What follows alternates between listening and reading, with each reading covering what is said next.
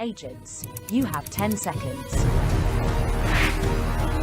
10, 9, 8, 7, 6, 5, 4, 3, 2, 1, 0.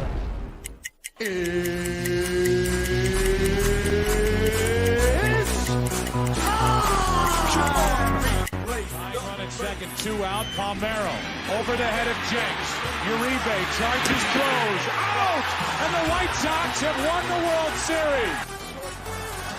Open, Chicago with the lead. Chicago Bulls have won their 6th NBA championship. Under it, and to the middle with the 15, to the 20, breaks free of the 25, to the 30, to the outside, 40, midfield, 40, 30 to the coast, 20, 15, Hester 5. Touchdown Bears! It's one goal achieved. The Chicago Blackhawks win the Stanley Cup. A little bouncer slowly toward Bryant. He will glove it to Rizzo. It's in time, and the Chicago Cubs win the World Series. What up, what up, what up? Welcome to Shawn and Maya in the morning on this House Music Monday edition. I'm your boy, the SuperBack, Shawn Sierra. Thanks for tuning in. If you're watching us on Facebook Live, well, then I guess you found us on Facebook. And if you're not following us on Facebook, what? Listen, go to Facebook, type in Sports Zone Chicago, click the like button, and now you're following Sports Zone Chicago. Simple. But wait, there's more. Go to the show's page. Go to Shawn and Maya in the morning. Go to that page as well. Like that page. And now you're following the show's page in addition to Sports Zone Chicago's page. If you're watching us on our YouTube channel, excellent. And if you're not subscribed to our YouTube channel, for real, listen, go to YouTube, type in Sports Zone Chicago, click the subscribe button. Okay, and then click the little bell. That's the notification button, the little bell next to it. That'll let you know anytime a show from Sports Zone Chicago is going live. Get it? Got it? Good. If you're watching us on our mobile app, wait, you didn't know? You didn't know we had a mobile app? Come on, baby. Listen, we are top notch, first class. Listen, go do what you got to do. Where do you get your apps from? Let me ask you that. Well, go to wherever you get them from, whether it's Walmart, Kmart, 7-Eleven, Zayre, Zemsky, Macy's, Montgomery Ward, Woolworth, wherever you get your apps from. You go there, you type in Sports Zone Chicago, you download it, you take us with you on the go. Not only do you get Shawn and Maya in the morning 3 days a week, not only do you get our other live shows throughout the week, not only are they archived there like they are on Facebook and YouTube, but guess what? We give you a slew. And I mean a slew of articles, thanks to my man Clarence Council III. Big up to Clarence for keeping you abreast of all articles Chicago sports related. And if you're watching this on our Roku channel, that's what I'm talking about, baby. Sports Zone Chicago, we have our own Roku channel. So if you have a Roku device in the house, you have a Roku TV in the house, do us a favor. Do us a solid, would you? Download Sports Zone Chicago's tile. Okay, so put it right next to Prime Video, Hulu, Netflix, Disney Plus, Showtime, Stars, BET Plus, whatever you have downloaded on your TV, put Sports Zone Chicago's tile right in the middle of all of them. We'd appreciate it. We'd appreciate it greatly. Now, you can also tweet the show. You can tweet us at Sports Zone Shy. That's CHI at Sports Zone Shy. Now, if you want to follow me, just me, personally online, you want to know what I did? Well, let me tell you what I did. You want to know what I did? Well, here's what I did. I made it nice and easy for you folks. Nice and easy. One handle for Facebook, Twitter, Instagram, Snapchat, the Snapper, and TikTok. All one handle at The Shawn Sierra. If you want to follow my lovely co-host, Maya Akai, you can follow her on Facebook and Twitter at The Sports Chica. If you want to follow her on Instagram because you're an IGer and you do it just for the gram, well, just follow her at Maya_Akai. It's MAYA_AKAI. We have a phenomenal show for you today. And don't forget, today some adjustments today, all right? We are only going 9 to 11 today. So going 2 hours today. Probably for the month of July. So the end of this month and the month of July, once the Bears get back in the full swing of stuff, we'll get back into our 3 hours. So 9 to 11 Central Time today. I don't want you to go, what happened? Why are you leaving? It's only 11 o'clock. Remember, we're going 9 to 11, not 9 to 12 today. All right? We have a phenomenal show, but we need you to get interactive with us. So listen, whatever platform you're watching us on, whether it's Facebook, whether it's YouTube, whether it's our mobile app, do us a favor, leave a question or comment on that particular platform. It'll come up here in the thread. And we'll get it up on the screen and we'll incorporate it into the show. And you know what? That's what makes this the most bestest. That's an old phrase I just made up. Don't worry about it. The most bestest Chicago morning sports talk show around is you. All right? We want it all. Bring all that smoke. We want questions, comments, smart-ass remarks. Bring them. Bring them. Don't sing it. Bring it, to borrow a phrase from The Rock. Let's see who we got in the chat line already. My man Cornelius Squalls, what up? Vernon Fairley. He's like, happy Monday. This Saturday Sox game was a bit frustrating, but they have the series win. The Big Three was cool, albeit too long. That's what I found. I didn't go to the Big Three yesterday, but that's what I found when we went. A couple years that we did go, it was just long. It's like, all right, how many times you want? How long do you want to sit there and see 3-on-3 games? How many? Vernon, how many games did they have? Let me know. Was it 4, 5? Let me know, because it was far too long when we went a couple of years ago, and it was just like, oh man, oh crazy. But anyway, Vernon Fairley in the Mickey Ficky house. My man Armando Emeterio Lara Jr. What's up, Papa? He's watching. Feliz lunes también, way. And if he's watching, you know what that means. That means Armando Emeterio Lara the fourth, and Jeremiah must be watching as well. Gentlemen, good morning. Thanks for tuning in. Michelle Walls in the Mickey Ficky house. Happy House Music Monday, baby. You know it. You know it. You know it. House Music Monday. Michelle, thank you for tuning in, Papa. I appreciate it. Oh, there you go, Cornelius. He's saying, good morning, Armando, Patty, Dito, and Jeremiah. There you go. Michelle Walls, I went to the game on Saturday, and you got the basketball jersey. Yeah, I saw it. You posted. I saw it, Papa. I had my people go. I got a text on Saturday evening. They said they got my basketball jersey. I just got to pick it up sometime this week. So that's a nice one. So I'm excited. Listen, I don't know a lot about a lot, but I do know this. More of the usual suspects will be checking in as the show goes on. When I say we got a phenomenal show, I am not bull jiving. Listen, my man has been working. Listen, let me tell you something. When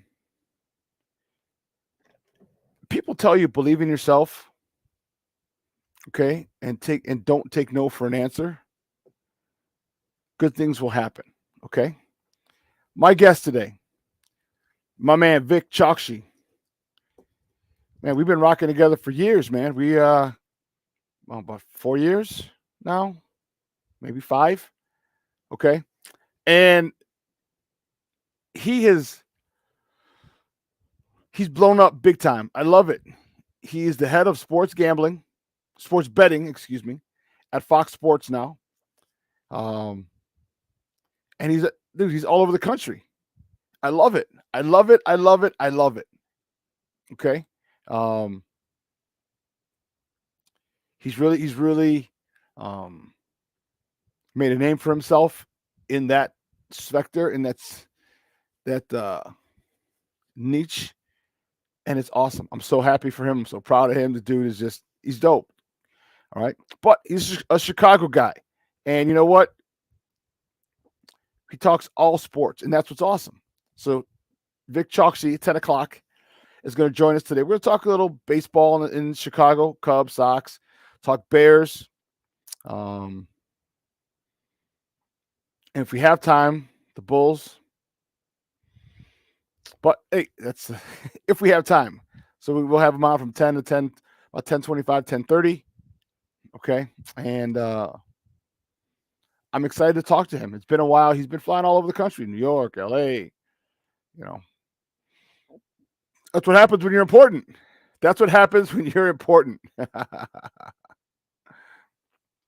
No way, Junior. Shut the front door. Did you see the Birthplace of House Music? The Warehouse has received historical status over on Randolph Street. Shut the front door. Randolph and Halsted. It was a furniture store, I thought, recently. I haven't been down. I've been down there, but I haven't been to the old warehouse or seen it in a second. So I'll have to go down there and see. Dude, you know what? Let me know where you saw it from, or if you got a like a link so I can read an article on it. So, but dude, that's awesome. That is awesome. I spent many a night in my young 20s, well, in my teens, and young 20s at the warehouse.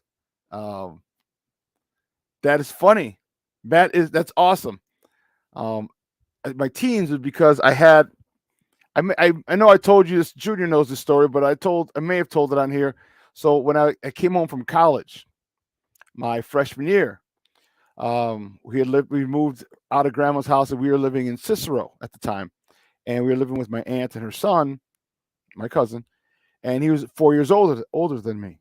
And so I asked him, I was like, "Hey man, do you mind if I, use your?" And now mind you, this is 1990. All right, I'm dating myself here. I was like, "Do you mind if I take your social security card, your birth certificate, and go get a fake ID?" And he's like, "What if you get caught?" I was like, "Well, I'll just tell him we live together, and I stole it from you." He's like, "All right, no worries." So I did. So I go there, and if you've ever been to the DMV on Lexington, right on 290, it's usually crowded, especially on a Monday. For some reason, God's will, whatever, it was not very crowded. I got all the way to the pay. So, you got to fill out forms and this, have you wait. I was just cruising. I got all the way back and took my pictures within 15, 20 minutes. I was like, holy cow. So now I'm waiting. They took my picture, and his name is Encarnacion. Tamez is his last name, Tamez, but Encarnacion is his first name. We call him Shawn. And so I'm sitting there waiting, and I'm nervous. I'm freaking out. I'm like, come on, man, call me. And in the background, I hear a name. And if you ever watch Seinfeld, and in the Chinese restaurant episode where they're like, Cartwright, and you hear the name, but it doesn't register. Well, they're calling my cousin's name, or my name, Encarnacion, and they couldn't pronounce it, like Incarnation, and after like the third time, I jumped up. I was like, oh shit, that's my name. That's me. They're calling me. So I was like, I went up, I got the ID. Now, mind you, this is back when they had to laminate them. Do you remember that? The laminators? Because they stood, so the picture inside the plastic ID, then they ran through the laminator. So it was done. So I got it. I was scared to be Jesus walking out. I was like, I don't want to walk too slow. Don't want to walk too fast. So I was trying, and I get to the door, and I'm like, okay, I'm still not out of the woods yet, because I'm waiting for somebody just to go and grab me on the shoulder, like, come back here. I was freaking out. And he's only 4 years older than me. So I was 19. He was 23 at the time. So I could have passed, and they probably weren't thinking. And I get in the car. I'm like, I'm still not out of the clear yet. I drive home. Like I said, we were living in Cicero on Austin. I get in the car. I get home. I drive home. Still not. I get in the house, in the apartment. I get in my room. I lay down, and I'm like, yes. I had a fake ID. I laid down. I was happy. I think I might have been crying. I was so happy. And so I was able to go clubbing from that point on.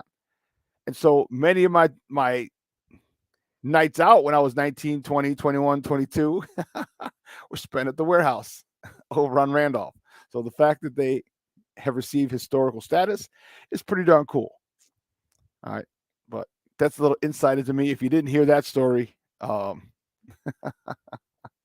that's my part of my crazy upbringing.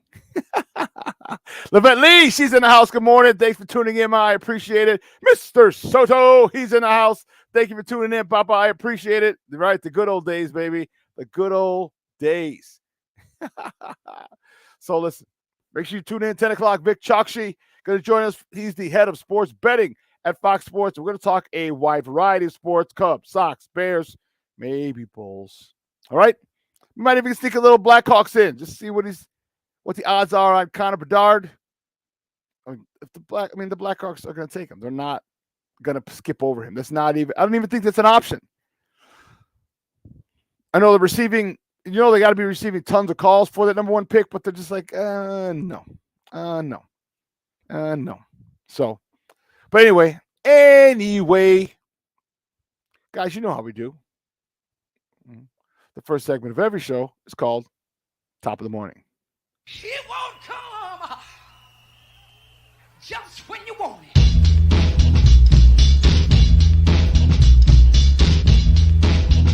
Top of the morning to you. Top of the morning to you. Top of the morning to you. Yes, baby. Yes, the first top of the morning topic. What do we got today? What do we have today? Guess what? The Cubs. The Cubs fall to the St. Louis Cardinals 7-5 across the pond in merry old England, in London, baby. It just touched down in London town. Little Kanye song. 7-5 yesterday. They split the series. Saturday was an ass whooping. They destroyed the Cardinals 9-1, and the Cardinals got the revenge yesterday. Marcus Stroman, he got the loss. He's 9-5 on the season. So much for him getting 12 wins before the All-Star break. He went 3 1/3. He got taken out because of a blister on his finger. 3 1/3, 8 hits, 6 runs, 3 of them earned, a walk, 2 punch-outs. Trey Mancini, who had a key error, he was 1 for 1 with a double. His 10th, driving in his 22nd and 23rd RBIs of the year. Nico Horner was 1 for 4 with a double, his 13th, driving in his 39th run of the year. All right. Dansby Swanson, he was 1 for 4, driving in his 34th run of the season. As I said, the Cubs split the series, the London series with, it was the World Series. No, American Series. What was it called? I forgot what it was called. But anyway, they split the series with the Cardinals, and it's just amazing. The Cardinals are just god-awful. God-awful. And they handed it to him. Man, did they hand it to him on Saturday, boy. And let me tell you, it was a cool experience. So I have a lot of friends who are Cub fans, and like God said, we must help the less fortunate, those who don't know any better. But I'm kidding. All kidding aside. No, I know a lot of my friends are Cub fans, and the trips that they went on, like they made it a week. And I thought that was a great, great thing because it was in Europe, because it was in London. All right. There's so many places. London is so condensed, Europe is so condensed. Like you could fit all of Europe inside the United States, and it's not very difficult to get to. A few hours, 6 hours would probably be the max. Okay, by driving. So my guy, big shout out to my guy Julio Sierra, and no relation. Is a DJ, and I forgot what his daytime gig is. Some tech thing, I think. Went on the trip. He rode solo. I thought that was pretty cool. First and foremost, because first of all, once you get there, you're not going to be solo. You're going to be thousands of Cub fans there. All right, so I get it. So cool. But he made a week of it. So he went to Spain. I thought it was cool. Then he went to Paris. So he did all the stuff in Paris, saw the Louvre, the Mona Lisa, the Eiffel Tower. All right. And then he went to London for the games. Saw Big Ben, a whole bunch of stuff. And I thought that was really cool. And he did something. That's why I thought it was cool. He checked it every time he posted on Facebook. He check off my bucket list. I'm like, that's pretty wild. So for Cub fans, it was a pretty cool experience because you got to go, depending on how long you want. If you just went to London, cool. You could check that off your bucket list. And if you did other cities like my guy Julio did, man, you got to check off a couple things. He went to Spain. Like I said, he was in España. No, in Spain. That's how Spanish people speak. Spanish from Spain have a lisp. So Spain, Paris, and then London. He took the channel from Paris to London, which I just thought was so cool. My guy Andy Ortega, he was out there as well. It's good to see our guy Evan Altman was out there as well. You know, Evan comes on here all the time. He got a tattoo. Evan's a tat guy. He got tons of tats. He got a tattoo. It's the crawling Cub bear logo, but inside it had the British flag, which was pretty wild, just to symbolize the Cubs playing in London. So there were a lot of things. I thought it was a good thing for Major League Baseball. I thought it was a good thing for Cub fans. And if you're able to make it, the London series, that's right. If you're able to make it, perfect. That's awesome. You know, and so all the people that I see, all the stories, they're just so excited. So unfortunately, they couldn't get the sweep after the drubbing they handed out on Saturday. It just couldn't get the sweep. But again, a great time was had by all in London. All right. Well, the next top of the morning topic, the good guys. Oh, that's what I'm talking about, baby. The good guys. The White Sox beat the Red Sox 4-1. Schultz, it was a bullpen day, and Schultz didn't start the game. He came in relief. He got the win. He went 4 innings, one of shutout ball, one walk, 3 punch outs. The hero of the day was my mans and them. Lewis Robert. He was on fire. Lewis Robert, he hit not 1, but 2 home runs, 20th and 21st of the season, driving in his 40th, 41st, and 42nd RBIs of the season. You know, I give Lewis a lot of flack, a lot of static, because of, I don't know how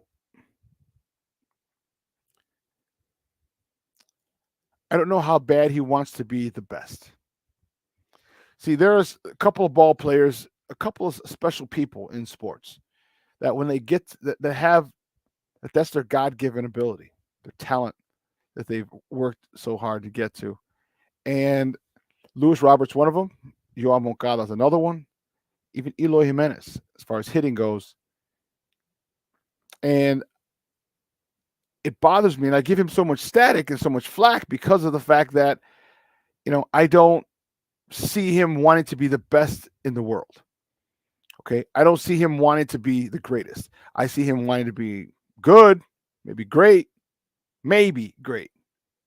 But it seems like to me that his talent, he just relies on his talent, and his talent is so far superior than most players in the show, that he's able to get by and actually do very well. You know, because there's just sometimes his approach is horrible. He's just off, swinging at pitches that are nowhere near the strike zone, and it's frustrating. And then you see this, like yesterday, 2 homers. So that's where my disappointment lies with Luis Robert, with Yoan Moncada, with Eloy. Okay, but man, he had one hell of a day yesterday. Had a couple of nice catches. Well, we know he's got a Gold Glove. All right, so this dude can run like a deer. All right, he had a couple of nice catches yesterday that actually, you know what's so funny? Because of his speed and his phenomenal ability to read it off the crack of the bat, some plays that other center fielders would have to make, and they would be a spectacular play that we would mark. Oh my God, what a phenomenal play! They're routine to him. He gets a great read off the bat, and then he's so fast is that by the time he gets there, now he's coasting. Now he's slowing down, so it doesn't look like he covered a lot of ground, when in all reality he did. So he was the if you picked him, if that was your pick to click yesterday, that was your man. That was a dude. That was a pick to click yesterday, and he did wonders yesterday for the good guys. The Sox won the series with Boston, 2-1. It's their first series win since they beat the Yankees back in the beginning of the month, June 6th, 7th, and 8th. The Sox can't be doing that, man. All right. Just think of if they would have won, they would have lost 4 series in that time. Just think of if they would have split. Okay. So that's 2 more wins. Okay. In the win column. That changes a lot. It changes a lot. We'd be 4 back. We'd be in 3rd place. in front of Detroit, which is only 5. So all these games matter. And my White Sox just have not been able to put it together consistently. And you cannot win 2 series a month and expect to make a move on teams in front of you. You just can't. Even when you're in the AL Central and nobody wants to win that God blessed division. Anyway, the next top of the morning topic, our girls, Chicago Sky. Man, that was a tough one. They fall to the Connecticut Sun yesterday in blowout fashion, 96-72. Man, that was tough. All right. Kalia Copper, 29.7 rebounds. I want to say it was a career high for her. Alana Smith and Courtney Williams each had 11. Marina Mabry, she had 10 points. And unfortunately, right now, the Sky are on a 6-game losing streak.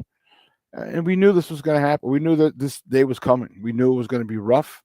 When you lose 4 out of your 5 starters, and a team that got you to the semifinals, a team that won a championship 2 seasons ago, return starters for last year, and you lose 4 out of 5 of them, you're going to have some growing pains. And you know what? The Sky are having some growing pains. And it's frustrating. I feel for Coach, but he's got the thing about it, Coach Wade, is that he's also the general manager, so he's got to get the groceries and cook the dinner. So he's got to do a good job of evaluating talent and seeing what players fit best here. So, good luck to them as the season rolls on. But man, this 6-game losing streak, they got to put an end to it. They haven't put an end to it, and they get a chance to on Wednesday when the LA Sparks come to town at the Wintrust Arena. So good luck to the girls. They're going to need it. They've been having a rough season. But listen, here's what we're going to do. We're going to take a quick break. All right. On the other side of the break, we have more sports conversations. So don't go anywhere, folks. Just keep it locked right here. Shawn and Maya in the morning on Sports Zone Chicago.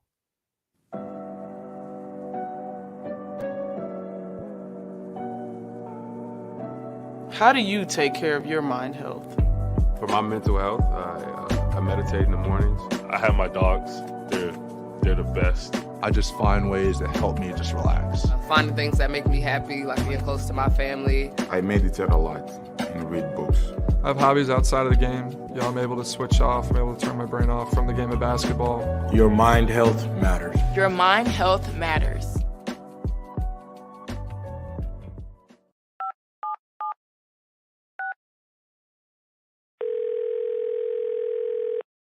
Yeah, hello. I'm really not sure if this is what you all do, but I really don't have anywhere else to turn. Hi. I don't even know why I'm calling right now. I'm sorry. My thoughts are going a mile a minute. My kids are out of state. My buddies from the Army are all gone now. I'm really alone. I left the service last year. My mom just passed away a few months ago. I miss so much time with her. I keep getting calls about the bills, and I'm trying to get a job, but I feel so stuck. Okay, ma'am. I'm glad you called. Okay, sir. Let's stay on the line and walk through some things. Thanks. Okay. Thanks a lot. Thank you. Hey, it's your boy, the SuperBack, Shawn Sierra, and be sure to follow Sports Zone Chicago on all social media platforms, on Facebook, Instagram, and our Roku channel. You can find us at Sports Zone Chicago, and on Twitter, we are at Sports Zone Shy. Also, be sure to download our mobile app so you can take Sports Zone Chicago with you on the go.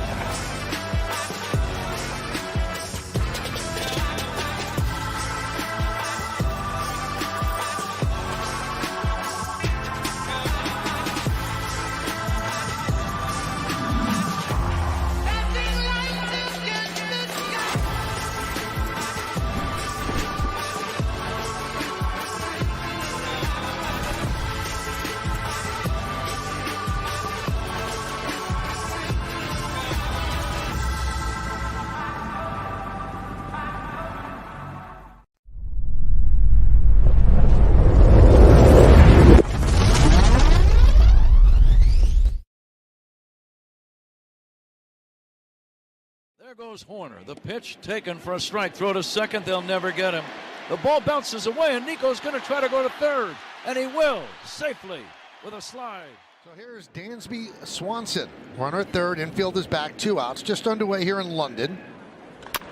Ground ball right side. Through for a base hit. Horner will score. Swanson picks up a ribby.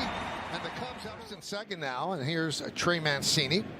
A drive into left center field and deep. Back toward the wall. That ball is going to be off the wall. This will drive in 2 runs. And the Cubs lead 3-0. Welcome back to Shawn and Maya in the morning on Sports Zone Chicago. Those clips courtesy of ESPN. That was yesterday. The Cubs in London just touched down in London town. I want to say what's up as other people checking in. I see my guy Luis Mejia. He's up. Good morning, Papa. Rise and grind. Hope you have a great day, my friend. Because I know Luis meal preps, man. And my hat's off to you, Papa. Because if I could meal prep, man, I'd be ripped. But man, it's just I get to like yesterday. I wouldn't have been able to because I had the camp to go to that I worked. I'll talk about that in a second. Then I had a birthday party to go to as well for some of the guys here at Sports Zone Chicago. So I just didn't get a chance to meal prep. My girl Monica, how are you, dear? Thanks for tuning in. I appreciate it. I love every time my peoples check in and support me. It just makes me feel all warm and fuzzy inside, and I'm smiling like a little schoolgirl on the inside. Anyway, but yesterday was tough. It was fun. I went to the DJ Moore camp. I can't put pictures up there. We're not allowed to. Like not on this. I put them on my Facebook page. But it was good. It was good to it was really cool to see wide receiver 1. Now, DJ Moore is not much taller than me. He's about 6. I would say the tallest 6'1", but he's probably like 6 feet, just a shade under 6'1". All right. It got me excited because of the possibilities. Because I'm thinking in my head, man, I'm like, holy she's like, this is the dude. Like, I'm going to be watching this dude. I'm happy because we finally have a number 1 receiver. I wasn't starstruck because I've been around athletes and actors and actresses and all this millionaires and billionaires, and that's fine a lot of my life.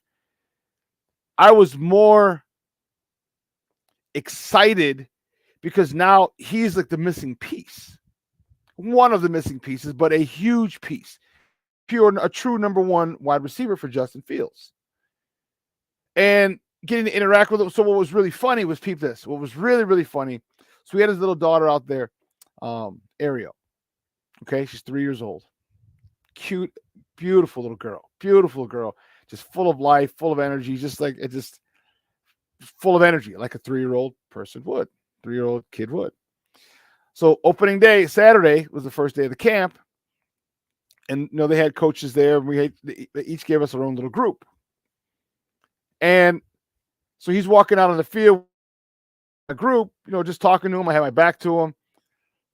All of a sudden, I turn, I hear her coming. I'm like, I just didn't want to know where I didn't want to hit her. I heard her behind me. So I turn, and she looks at me, and she smiles. She's like, Daddy, I want to go in this group. He's like, you want to go in this group, honey? He's like, yeah, I want to go in this group. So she didn't even say, I want to go in this group. But she turned away from him, ran, sat in the back of the line in that group because I only had 4 kids in my group. And sat in the back of the line, like legs Indian style or legs crossed, crisscross applesauce for my PE, my kindergarten teachers, just like everybody else in line. She's like, I want to be in this line, in this group. He's like, okay, honey. So she was in my group Saturday and Sunday. She came back on Sunday and she's like, hi. She goes, this is my group. And just plopped herself in. And it was so funny. So DJ kind of hung around our group. I mean, he was good with everybody. But he came around a couple extra times just to make sure she was okay. And her mom came out there once or twice, and her grandmother came out there once or twice just to make sure she was good. And it was hilarious. She was just running things. Nice. You could tell she's going to be athletic. She was catching the football as well. And it was great. But I was happy because I'm looking at this guy and I'm like, man, you are the missing piece.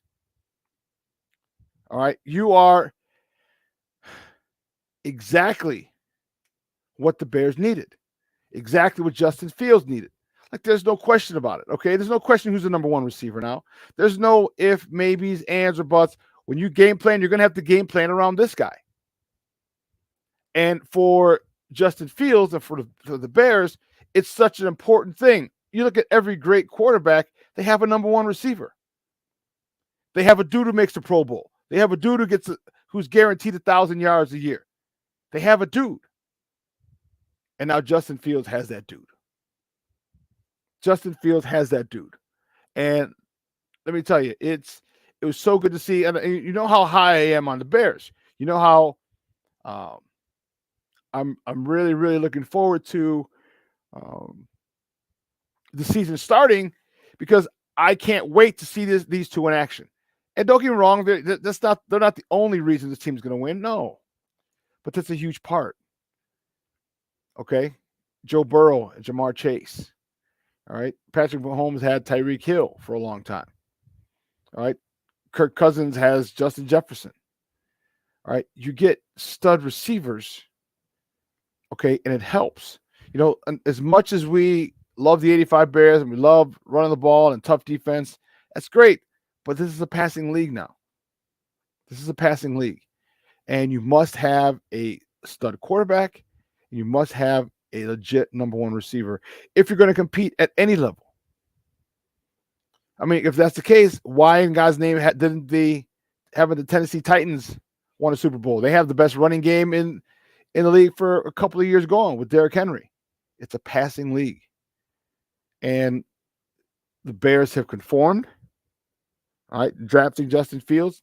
And we were talking yesterday because I was hanging out with Ben and Damani. So if you follow the Smoke Fellas, and first of all, if you don't follow the Smoke Fellas, make sure you follow those guys. Watch them. They have a Facebook page. They're here on Sports Zone Chicago. They're on every Saturday, 11 a.m. to 1 p.m. They're phenomenal. It's straight barbershop talk, straight bar talk. You know what I mean? Bar, and I love it. So it was Ben's birthday yesterday. I was talking with some of the guys there yesterday, and I was saying, you know, people who don't know football, but pretend like they know football. Like, I can't talk to them. You know, because they talk about, well, he's running quarterback, and even in the media, this is what bugs me about the media. They're still questioning whether he's a good passer or not. And I'm thinking, did you watch him at Ohio State? Did you watch him at all at Ohio State? Did you see? He didn't run the ball. He didn't have to. All he did was pick teams apart. He got to the college football playoffs both years. He got to the title game his last year at Ohio State. But he had players. He had Garrett, the kid from who's on the Jets now. He had Chris Olave. He had Marvin Harrison Jr. He had all these different receivers, and he had a stud offensive line. He had stud running backs. He had talent. So when he has talent around him, he can sit there and just be himself, which is great. And now the Bears have addressed the offensive line. They've addressed the running game. They've addressed the lack of a number one receiver in the DJ Moore trade. Watch. Just watch. You don't have to listen to me. What the hell do I know? I only played 30 years and coached 16. Watch how crazy this year is going to be. And that's why I'm telling everybody, you better listen. You better wait and watch week 3 at Kansas City. Do not be surprised. Do not be surprised if the Bears beat the Chiefs in Kansas City. Don't be surprised. Don't be. I'm telling you now. So, but the camp was awesome. It was great to see, and his interaction with the kids, DJ Moore, was amazing. Amazing. You know, he came over and took over our 7-on-7 game and just had the kids running around. It was hilarious, which was perfect because I didn't have to do anything. I have to coach at that point. It was his hell. It's his camp. His name's on the T-shirt. Okay, there you go. So he really spent a lot of time with the kids, and it was awesome. Then yesterday after that, I came home, took a nap because I was tired because I had to go. I had to stop by and say hello to my guys. It was their birthday. Ben, Mr. Smokefellow himself, Bernard Mull, Ben Mull. His birthday is actually today, so happy birthday, Ben. And Lucky's birthday was Friday. So they both turned 50. So it's from them. This is from yesterday at the spot. And I was happy to get one shot with my man Lucky Luciano. And then, of course, Mr. Smokefellow himself, Ben Mull. KDL was there too. Angry Man Sly was there too. It was good to see it. I got pictures. I just didn't upload it because it wasn't their birthday. But great time yesterday with those guys. Celebrating their 50th birthday. That's why my voice is a little hoarse. If you hear it, it's not as smooth as it usually is. And let me tell you something. I know I know people understand this and know this. So it's going to be like, duh. But let me just reiterate this again. Whenever you have a party, the music is key. The music is key. Okay? Their boy, and you see him on the Smokefellow sometimes, their DJ DY Nemesis. Okay? He shows up. He a guest appears on their show every so often. Whenever Sly's out of town and can't make it, DY will come on. Let me just tell you, DY had that party jumping. I don't know. Let me repeat myself. Jumping. I mean, people were just dancing constantly. And there was always one group dancing. One group was dancing, then the other group was sitting down. And then when the group was sitting, who was dancing, got tired, they sat down. Other people got up and started dancing. It was just, he had it jumping. He went different genres. It was mostly R&B, hip hop, but he went back. I mean, you talk about, man, stepping music, house music, R&B, hip hop. It was jumping. Big shout out to DY for the music yesterday for Ben and Damani's 50th birthday. It was, tell you, that's why my voice is the way it is. Hang with those fools. Hanging with those fools was awesome. Awesome. So big ups again to Ben Mull, whose birthday actually is today. Happy birthday, Ben. I love what you do with the Smoke Fellows here on Sports Zone Chicago. And happy birthday, Lucky Lefty, my mans and them. I got to meet Lucky's parents yesterday, and they watch his show every Saturday too. And I love it. You know, those are your peoples. All right. Like my guy, Junior, and his family watch every show. That's what friends, they support. And his parents will watch it religiously. Lucky's parents watch it every weekend. So I got to meet his mom and dad yesterday, and that was really, really, really cool. So I had a blast in my Peeps yellow polo. I look like a Peeps from Easter.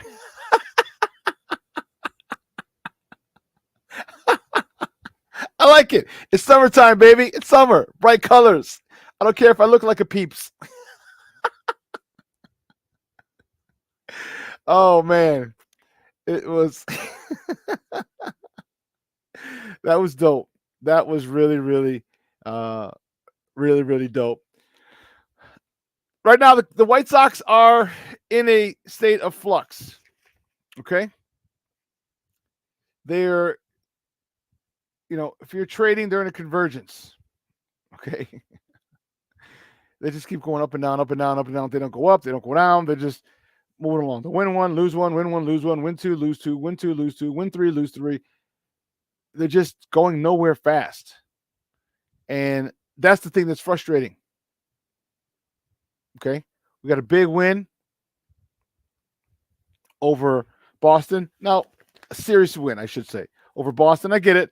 Boston is not very good. They're 40-39. Okay. They're still over 500 by a game. Okay. But any series is a good series. Any series that we win is a good series, and we need to continue to do that. Now we need, because of the fact that we decided to wait, and we need to go on a win streak. Give me another 5 or 6 game win streak. That's cool. But I'm going to need this team to go on a win streak, a series win streak after the All-Star break. All right, there'll be a couple of sweeps in there if they do that. But that's what this team needs to do. The Sox are only 6 games back. And that's the thing, is they keep you holding on by a string, hanging on by a string, having you believe, all right, we got it. And no, they don't. Then something else will happen. All right, then Eloy's going to get hurt. Then Yo-Yo's going to get hurt again after he comes back because he's hurt now.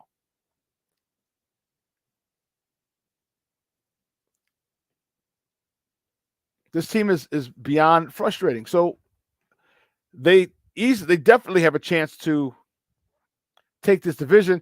Minnesota leads the division 1 game over 500. They're 40-39. Now, mind you, the Sox are 11 games under 500, which is why they need to go on a win streak. You give me a 5 or 6 game win streak, man, that changes big time. Big time. But we'll see. We'll see how it plays out. I don't know if these guys have the mental fortitude. I don't know if they have the physical fortitude. All right, Tim Anderson is still having a rough year. A lot of off the field issues are creeping their way into his play on the field. Okay, and yes, those are self-inflicted, most of them, but it's still an issue with Tim Anderson. Moncada still hurt.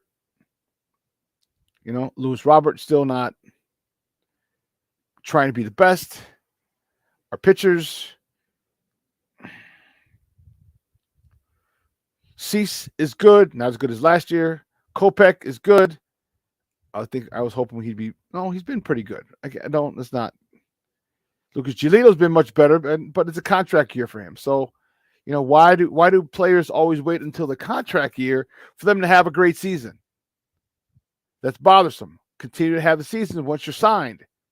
Not, oh, well, I got to play good so I can get money for my next contract. And then after you get your next contract, then you go back to mediocre.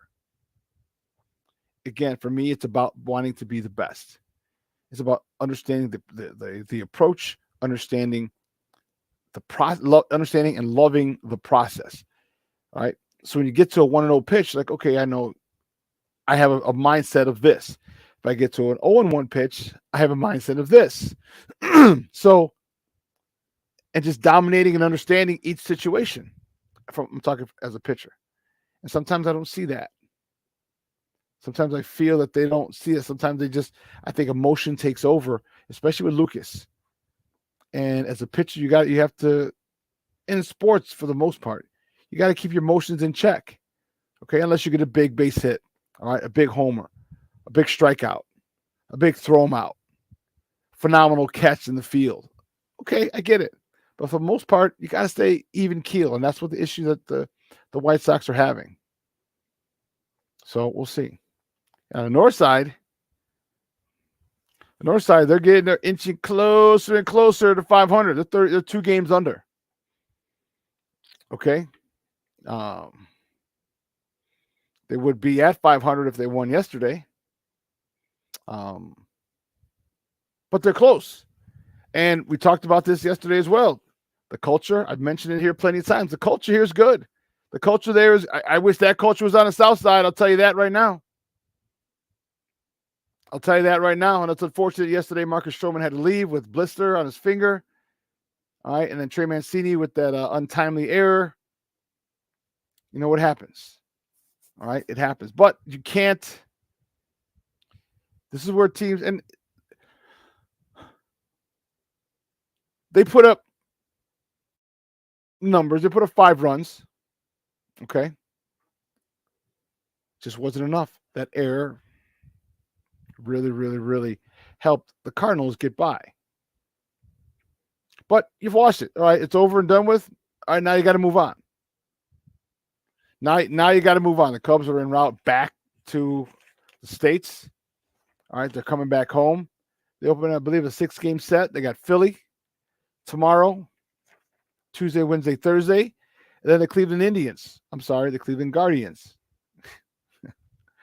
come to town on Friday, Saturday, Sunday. Now, they could help the White Sox out by sweeping Cleveland. That would be nice. But Cleveland's good too. I shouldn't say good. Cleveland's in second place, 37-40, 3 games under 500. All right, and they're in second place. Just goes to show you how terrible this AL Central is. Just horrible. Horrible. But it just means that there's a chance. So you're telling me there's a chance. and the way that they're playing, they have a more legitimate chance of taking this division than the White Sox do because they're so close. I still think the White Sox have a great chance, but I just think the Cubs is better to take their own division. All right, you get these youngsters who are playing great baseball, fundamentally sound baseball, getting key hits in high leverage situations. You know, you got the Morel kid, you got the Talkman kid, all right, and you still got Ian Happ, and you got Swanson, and you got guys who are cagey vets, along with exciting, exuberant young stars, young talented players. I want to say stars, young talented players. The pitching's doing is much better, man. If they can get Tyone to start pitching well, man, that's a great 3. That's a great 3. You know, unfortunately, Marcus Stroman had to leave with the blister, but Marcus Stroman, the professor, you get Tyone. Okay, Wisniewski's got to step up a little. Smiley's got to step up a little. And that's the frustrating part on both sides of town. Like, there's talent there. Now, I'm not talking talent on either side of town. No, not at all. But I'm saying talent to get us to the playoff, to win our division is it. I think in the big scheme of things, we're not very talented on either side. Or not. The White Sox are talented. We're not very good. So on either side of town, we're not very good. But, you know, the Cubs are doing the best with what they have. They probably need 1 or 2 more guys. But the mentality that they have is the thing that's keeping them afloat.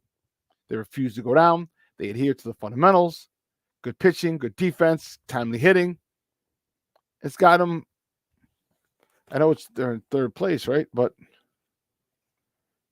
yeah, 3 games back. Milwaukee's a half game back. But it got them in the mix. And if you play fundamentally sound baseball, good defense, good pitching, you're going to be in a lot of games. And you're going to be in it down the stretch. And you know what? The Cubs are going to be in it down the stretch. David Ross, all the David Ross haters, I don't hear you anymore. Where did you go?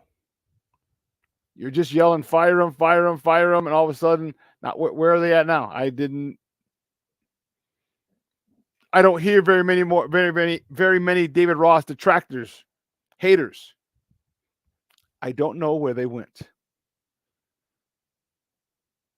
But this team is going to be battling it out. You just see the passion. You see the at-bats. You see the way that they play. It's a different level than it is on the South Side. And that's bothersome because that's my team, the South Side.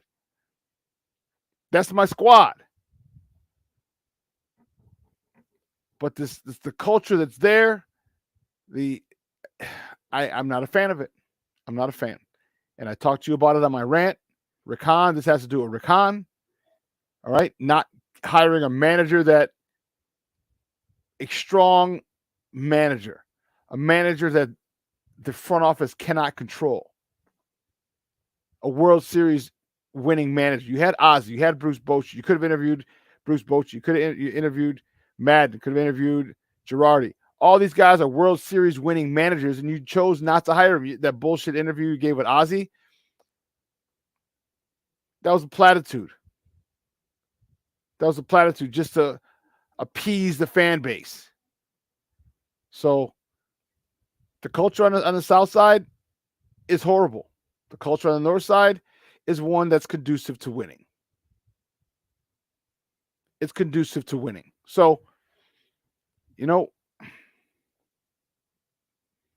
as the season draws out or plays on, I'm excited to see how it goes. I'm not going to be watching a lot of baseball. I'll probably go into a game or two, but I'll even go to Game Time and as a secondary markers and buy tickets from them because they're cheaper. And I know the White Sox will have already gotten the money, but so what? That's fine. That's fine. I'm not giving it to them directly. I feel better about that. But let's take a quick break, because on the other side of the break, we're going to welcome my guy, Vic Chalkshy. Man, my man's moving on up like George and Wheezy. He is the head of sports betting over at Fox Sports. Man, he's doing it and doing it and doing it well. We're going to talk a couple things. Talk a little baseball with him. Talk a little Bears with him. Like I said, if we get a chance, talk a little Bulls. So don't go anywhere, folks. Keep it locked right here. My man Vic Chalkshy from Fox Sports is coming up next. Don't go anywhere. Keep it locked right here, folks. Shawn and Maya in the morning on Sports Zone Chicago.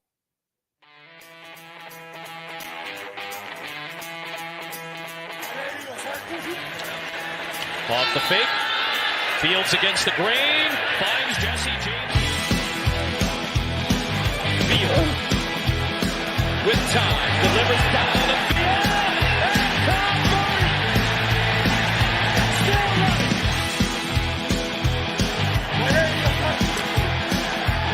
Made one way. Fields stumbling.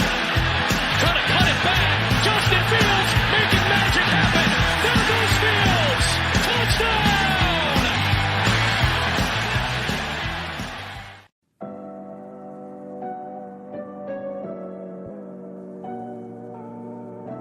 How do you take care of your mind health?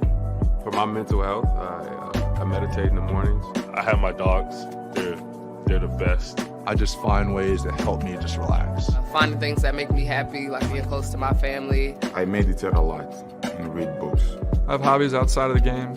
I'm able to switch off. I'm able to turn my brain off from the game of basketball. Your mind health matters. Your mind health matters. Hey, it's your boy, the SuperBack, Shawn Sierra, and be sure to follow Sports Zone Chicago on all social media platforms, on Facebook, Instagram, and our Roku channel. You can find us at Sports Zone Chicago, and on Twitter, we are at Sports Zone Shy. Also, be sure to download our mobile app so you can take Sports Zone Chicago with you on the go. Everybody in a work zone is someone somebody. This is my mom. She works for KDOT. This is my dad. This is my mom. This is my daddy. This is my sister. This is my daddy. This is my son, Scott. He was killed while working in a highway work zone. When you drive through a work zone, drive like a life depends on it. Because it does. Order up. Thank you.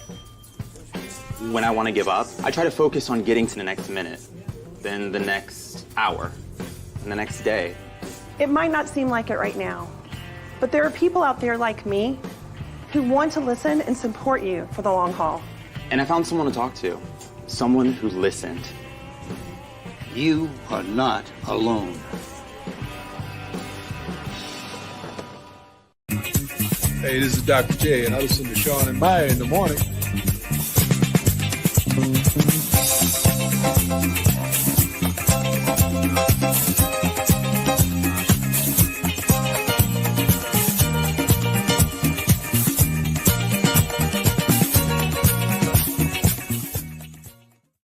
Economical with his pitches today, and that will be a 14 pitch 1-2-3. There's strike three. High heat out of the And that one's tipped into the gloves. Cold strike 3. That ball's hit well into right center field. Duvall back at the track and the wall, and it does clear the fence. It should. How about that? An absolute rocket in a heartbeat.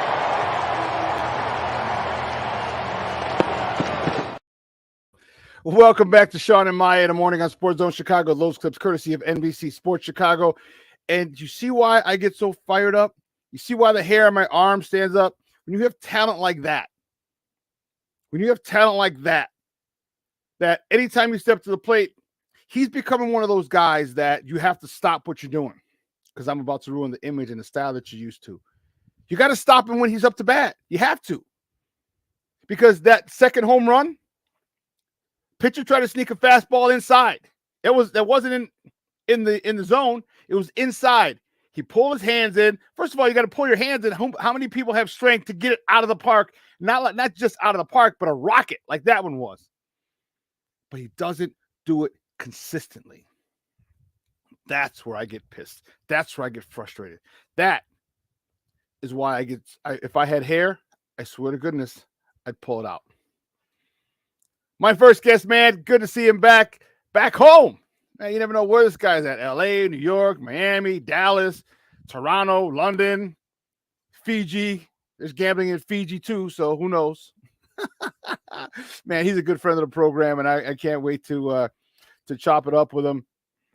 Man, he is the head. I told you earlier, he's been moving on up like George and Wheezy, baby. He's the head of sports betting at Fox Sports. That's what I'm talking about, baby. That's what I'm talking about. He's the head honcho. Come through me.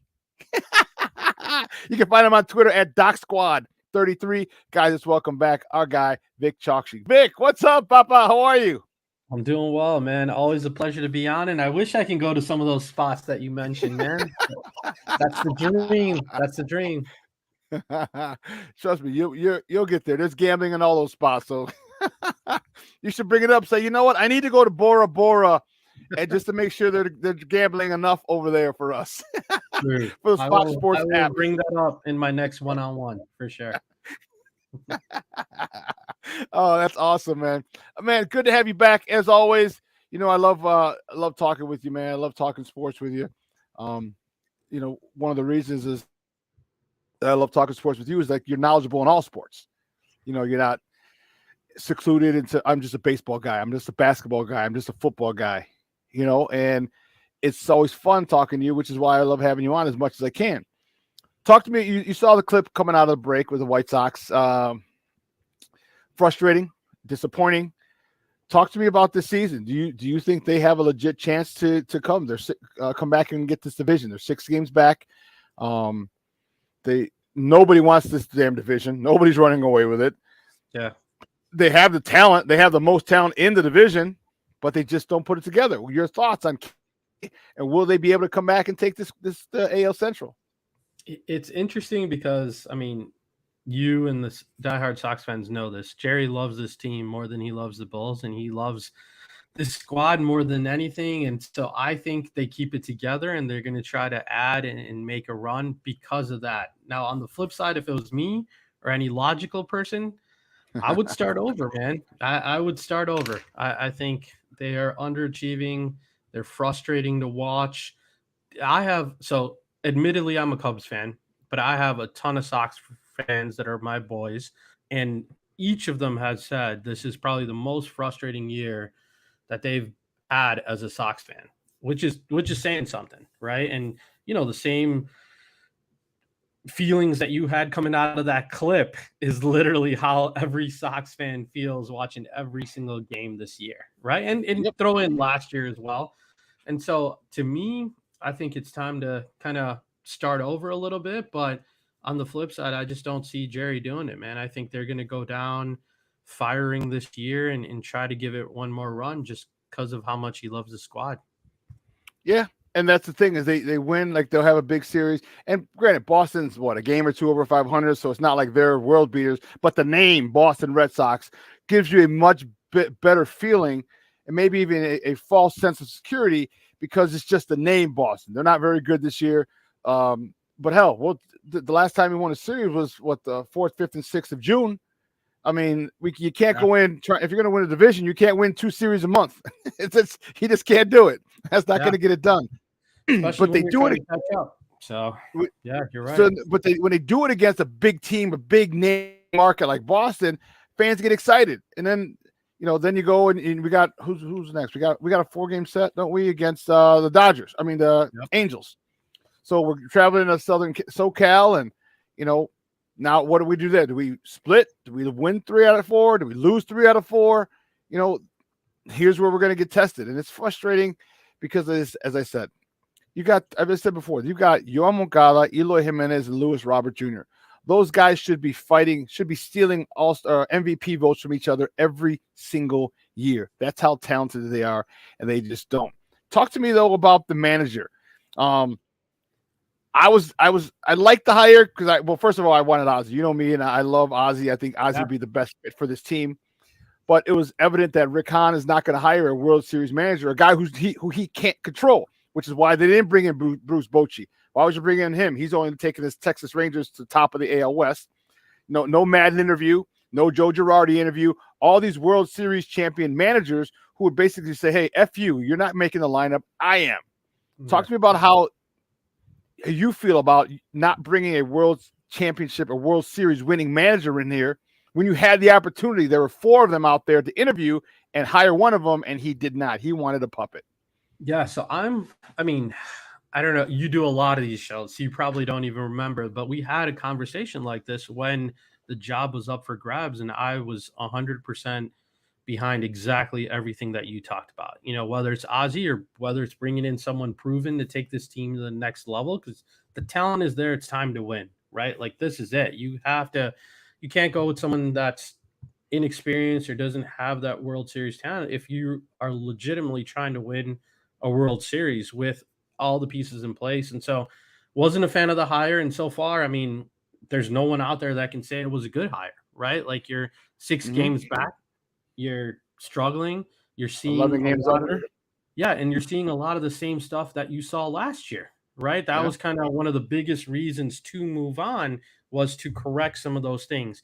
And for him to have a better feel with some of the younger talent that's on the squad, and things are going to change. But to me, we're seeing a lot of the same recurring issues, and so far it's been a failure. And so again, that's going to be another big thing, other than what they need to do at the deadline, is are they going to move on after a year? When the rumors come out and then the big brass are quick to shoot it down, it's almost like the opposite a lot of times, as me and you know and have seen, right? And that's kind of what happened. And so, that's going to be another thing to keep an eye on. And I think it all just depends on what direction they go. If they're going to go with a complete start over, then they might just start over when it comes to the skipper as well, right? If they're going to try to add to the squad and put it together and have some continuity, then they might run it back. But at the end of the day, I think me and you have seen a lot of Chicago sports as owners, management. They're just going to be they don't want to be left looking stupid. And this is like one of those moves where it's going to come back to them. Fans and everybody's going to be like, well, you guys are the ones that made this decision. You guys are the ones that hired him over World Series managers, Ozzie, everyone else. So they might just keep him so that they don't look dumb ultimately, which is not the right way to do things. And that's not in your pay grade, because we would be running some of these squads. But that's how, certain people and people with money and wealth and power think sometimes, right? So I don't know, man. It's a tough situation. It's kind of like, we can transition to Jerry's other team if you want to, the Bulls, in a little bit. But again, last time I was on your show, I told you that this was going to happen. Like, we were going to lose our pick. We're not going to be able to add any talent via the draft. We don't really have a lot of money, and they're stuck in the worst position because it's not a championship level team, right? And so, again, there's a lot of decisions that are going to be coming up. Bro. You got Julian Phillips. I like the kid. He's super athletic, right? But is he really going to come in and put us over the top? Like, he's a project, right? And so you get him, you get the big guy to UConn, which is nice, but we're still so far away from being a championship contender. And that's what breaks my heart is you just have no ways to improve more than anything, right? And now Lonzo's going to be out for the rest of the year, which also kills me because I just think he's an awesome player and a good dude. But you saw the team without him. It's been a losing team without Lonzo on the floor, and now you're going to kind of run it back is probably what's going to happen, and they're going to push to the fans that next year we'll have a lot of money and draft capital. The story that we've all heard many times since Ad the draft. nauseum. Yeah, so that's what I see happening, man. So I don't know. I just don't see the Bulls or the Sox being in position of giving fans hope. On the flip side, the Bears and the Cubs are kind of in a good position where we have some potential and we have some things that we can get excited about. You're right with the White Sox and the Bulls. You sit there and you wonder, and it's unfortunate. Like they're literally mirror images of each other. But I will say this: I do see AK's vision. All right, I see Vooch. Okay. They're gonna try and go get Vooch. All right, you look at Denver because the whole thing was okay. He just put this Denver team that won the title together. That's it. That's his fingerprints are all over that bad boy. Yep. Okay, so where's it here? So you look at Vooch. He's a poor man's Joker because he can hit a three. He can bang down low a little bit. He can facilitate. We've seen him with phenomenal passes. Okay, I got that. Well, I need my shooters. Where's our Aaron Gordon? Where's our Michael Porter Jr.? And like, okay, well, P. Will. All right, well, P. Will's got to do a much better job of being a three-point shooter. Colby was hot for a while. He was really, he's definitely improved his game. Okay, I can see that. The point guard that's the issue. When they had Lonzo Ball, they had the best record in the East. Okay, sure. Granted, other teams were down for whatever reason, but you know what? No one gives a damn when we're hurt. So I don't care when other teams are hurt. Or I'm not going to qualify it by saying, well, they were hurt. Hey, you know what? It's a grind. All right. So we had the best record in the East until he got hurt. We haven't replaced that. How happy were you that they just came out and said he's going to miss next season? Because now there's no confusion. There's no maybe. There's no hope. There's no. We don't have to. Now we can go say, okay, now we need a point guard. What are the two most things? What do you want from a point guard? Because Lonzo Ball gave you the ability to run the show, great defense, and a really good three-point shooter. It's going to be tough to find a point guard with all three of those things. What two would you settle for in a point guard that the Bulls go after? Yeah, no, you bring up great points. And listen, man, we were first in the East, and I understand his logic, and we did start to build stuff, and it was exciting. It was an awesome year last year. The thing that kills me is just I know this, you know this. A lot of people everybody inside that building knew Lonzo wasn't going to play last year. Mm-hmm. And so going into that year, they knew they had that weakness at point guard, and they knew they didn't have three-point shooting, and it bit them in the ass, right? Like that's all we want. We're not asking, fans aren't stupid. Like we saw all of these deficiencies when Lonzo went out for that half a season. And so that's all we wanted was improvements in those areas, and to not address that. And then at the trade deadline, not picking a lane, almost losing your pick, you could have just let it ride out and gotten the top 4 pick, and you'd be fine this year. You'd be great. Like, hey, we had injuries. We suffered some, bad luck almost.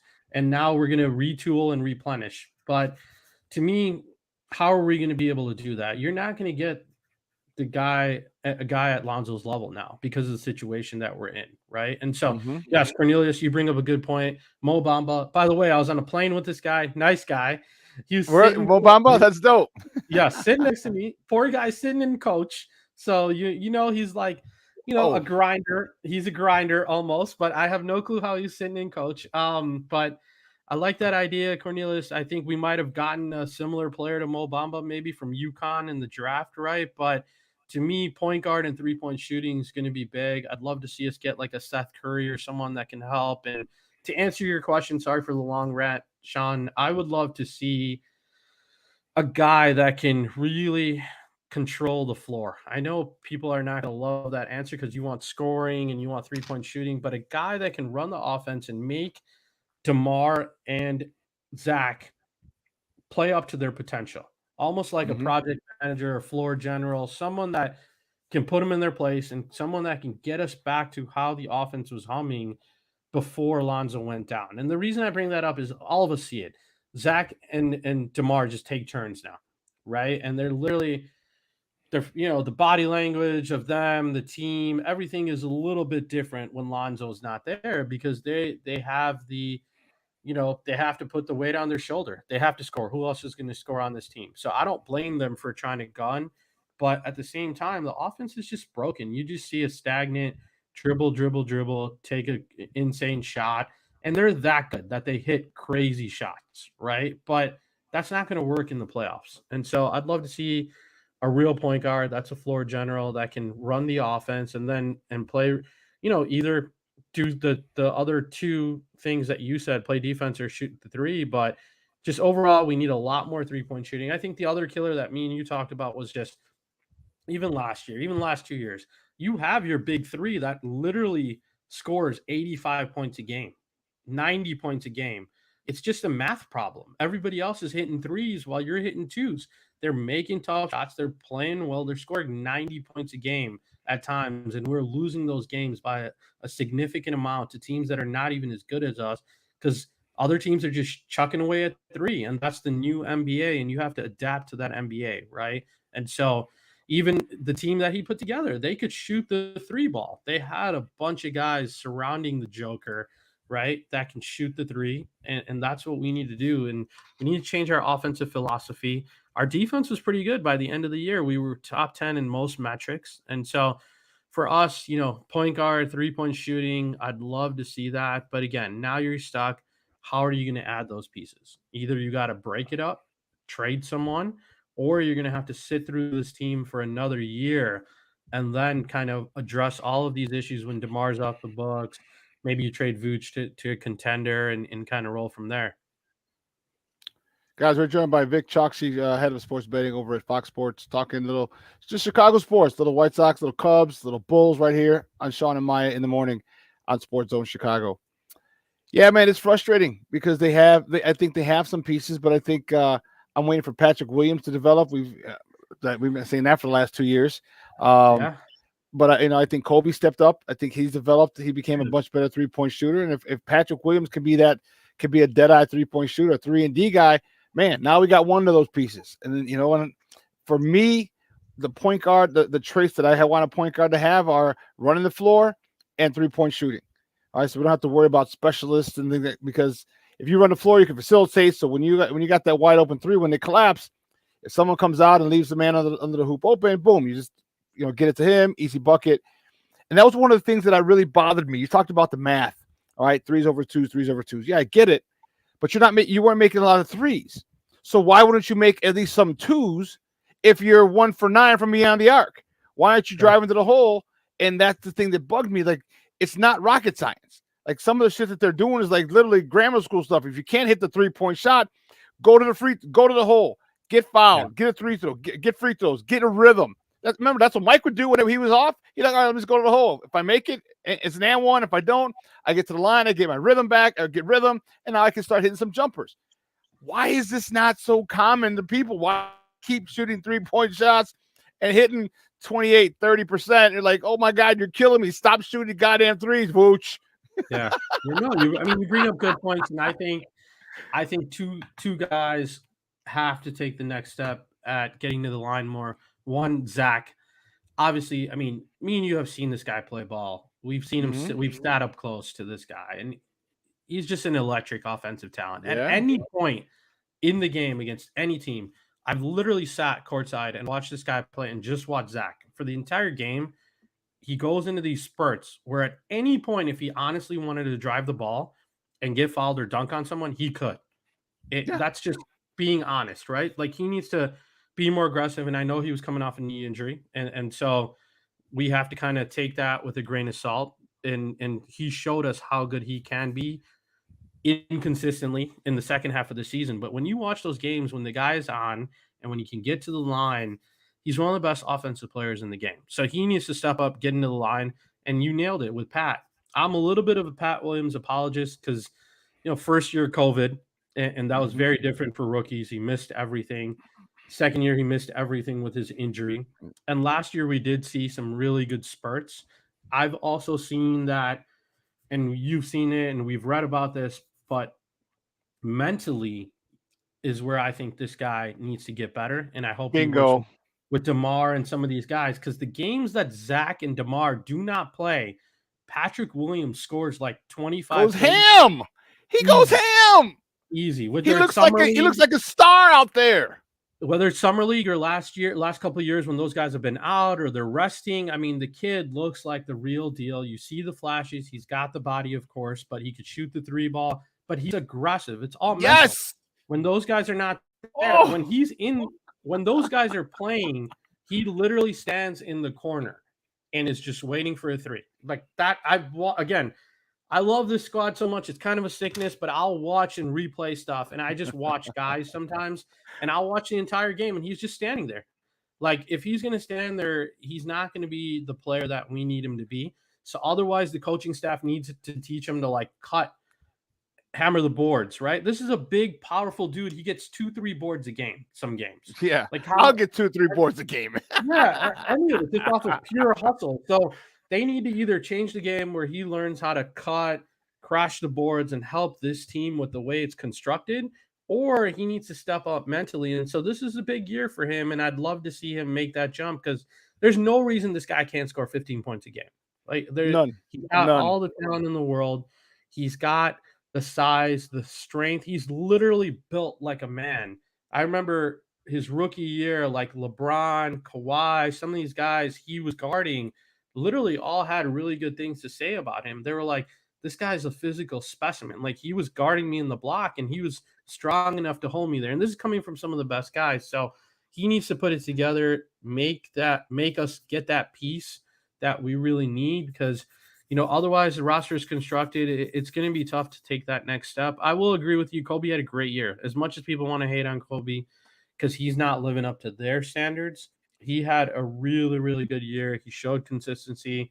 I still think Kobe's a terrific 6-man, and that's like his role, and that's where he needs to be. So if we can get a point guard that can do everything that you said, P. Will can take the next step, stay injury-free. Yes, we'll have a chance, but are we a championship contender? I still think we're a couple pieces away from that for sure.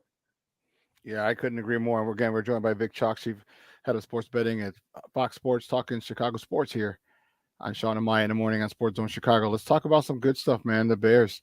I worked at DJ Moore camp this weekend, Saturday and Sunday, and I was just giddy like a little girl, like you are. And not because it's a football player.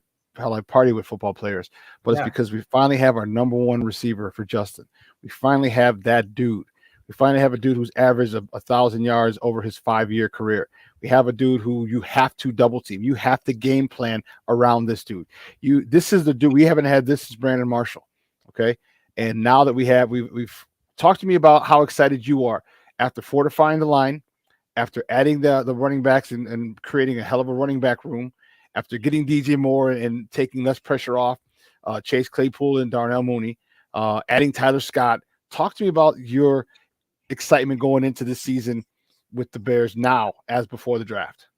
Yeah, I mean, you nailed my excitement when it comes to the offense, man. I think that, one, this is it for Justin now, right? Like, continuity in the offense, same play caller, fortifying the line. Like, you have some monsters on that line now. And now adding a guy like DJ Moore, adding Tyler Scott to already Chase and Darnell. To me, DJ Moore is probably the most that I'm excited about this year, other than seeing Justin take that next step, is because, as you know, as a lifelong Bears fan, we've all seen the graphic about how many quarterbacks we've had in Chicago, which is 100% true. But take a look at wide receiver. We've never had a kid. I can go back and talk about like Marcus Robinson, right? Mushin Muhammad after his prime. And then we had Brandon Alshon for a year. But other than those guys, I don't see where you've ever had like a superstar receiver. And that's what I'm most excited about. I mean, the stuff coming out of camp, the stuff that you've told me, a bunch of other people that have been there, they've never seen a receiver this good in a Bears jersey almost. Is kind of what the word is around the street, right? Like, everybody's in awe. He's making unreal catches. And I think that also makes Justin step up his game. I think that'll also help the receivers step up their game. Like, hey, this is a big dog. We need to fall in line and fall in order. And really, that's a lot of things that I've heard from coaches and leaders is you got to have that guy because that's what pushes everybody else. Because sometimes if everybody's in the same group, they all feel like they're the guy, right? And then you get a little bit of this tussle. When you have a big dog and the order is set, he makes everybody else step up their game, and that's what I'm most excited to see. I'm excited to see him take some deep balls. I'm excited to see him open up the field for everybody else, including Justin, like obviously running, but then now we get to see Darnell and Chase. Like, what are you made of? You guys aren't getting double teamed anymore, right? Because this guy's taking Exactly.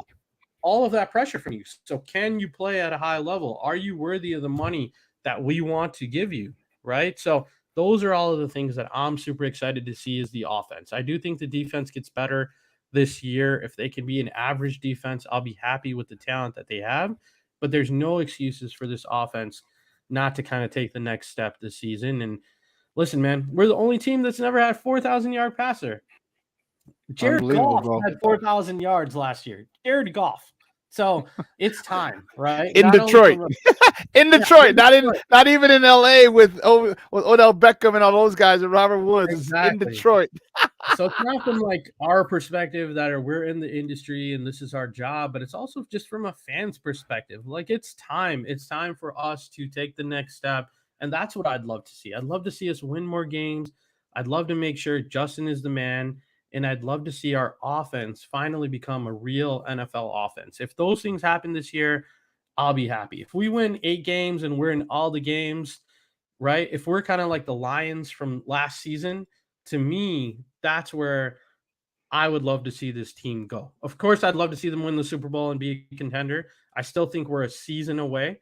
I love what they're building. But once we can get a pass rusher in next year's draft with the Panthers pick, which was also another genius move because that sets us up in a good situation. If for some reason Justin gets hurt or he's not the man, we have the Panthers pick. If he is the man, we can keep that pick and add some superstar talent, or we can trade that pick and make our roster better, right? So I really am passionate about this team. You know that, and I think we're in the right direction. I'd love to see them take the next steps, and I do think if all things fall into place next year, I do think we can be a legitimate Super Bowl contender. We will be, and here's what I hope that they do. You know, Texas just sent the. I keep saying Texas. Houston set the blueprint. All right, with their 2 first-round picks this year.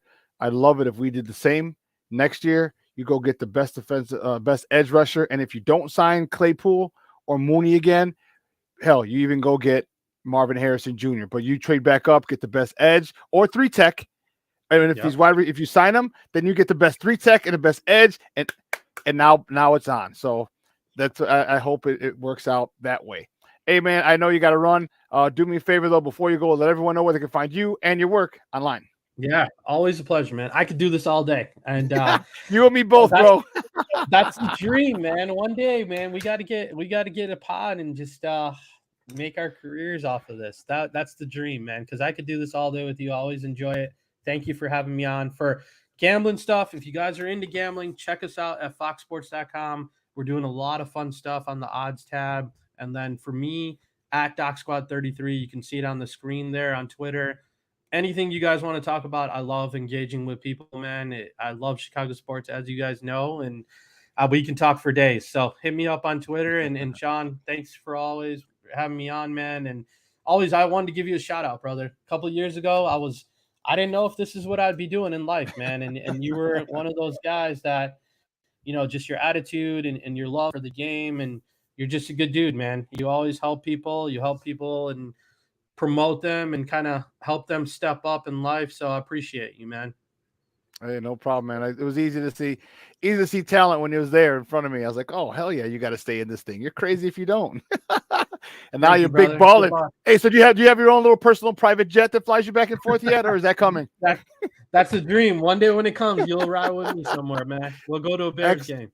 So, hey, I love it. Hey, Baba, take care. We'll talk soon. Have a good day. Thanks, buddy. All righty. Guys, Vic Chalksheet, my man from Fox Sports. I didn't know he was going to say that. That's funny. Yeah. That's funny. That's funny he mentioned it. I love it. Great stuff. with my man Vic Chokshi, and I'm glad he reiterated what I was saying about the Bulls, about the Bears. All right, they're there. So when people start talking and talking, pump your brakes and the Bears aren't going to be that good and all this nonsense, you're like, no, it's not that we're homers. Okay, it's the fact that we see how this team is being constructed. We understand the aura, the energy, the culture, whatever word you want to use, that's being fortified in this locker room. That was set. Remember, I talked about it last year with the Cubs. I'm like, the culture was set in that locker room. So now when you bring guys on, there's a way to go about things. Same thing here with the Bears, with Ryan Poles, Coach Eberflus. They set that culture for the locker room. Now, people come here, they're excited. All right, there's no bullshitting, no chit chat. Now, granted, there's going to be cliques. There's always cliques in every locker room. Everybody doesn't always get along, and sometimes you just vibe with someone else more than another person. It doesn't make it good or bad. All right, it just makes it is what it is. But as long as you're all on the same page, as long as you're all playing to the echo of the whistle, as long as you're all doing what's necessary to win that particular week, that's all that matters, man. And that's what this Bears team is. That's what's being built here. Then you just added talent. Come on, man. I told you. To borrow the words of the great poet laureate Common from Chicago, it doesn't take a whole day to recognize sunshine. It doesn't. And it's no disrespect to any other team in the NFL, in the NFC North. Our team has just gotten better with what they did. The team as a whole. Because sometimes you add one piece and the sum doesn't equal the parts. That's the case. You got one piece here, but when you put them all together, they're a lot bigger than each individual player. Which is why this Bears team is going to have one hell of a season. I'm telling you, I'm saying I took 10 wins, and people think I'm crazy, and that's okay. Because when they get 10 wins, barring injury, of course, because we're not selling off our defense again like we did last year. Because I said they're going to have 9 wins last year, and we were in every game except like 2. But they're going to have one hell of a season. DJ Moore is going to be a huge part of it. And if this dude can get 1,000 yards with us, and here's a great, and I didn't get to say this to Vic. The dude is 26 years old. He's going to be 26 years old. He's going to be 26 years old. He is right in the middle, in the start of his prime, not the middle. He's in the start of his prime. He's got a good 4 to 5 seasons. 26, 27, 28, 29, 30. He got a good 5 seasons of quality ball where he could be one of the top receivers in the league for the next 5 seasons.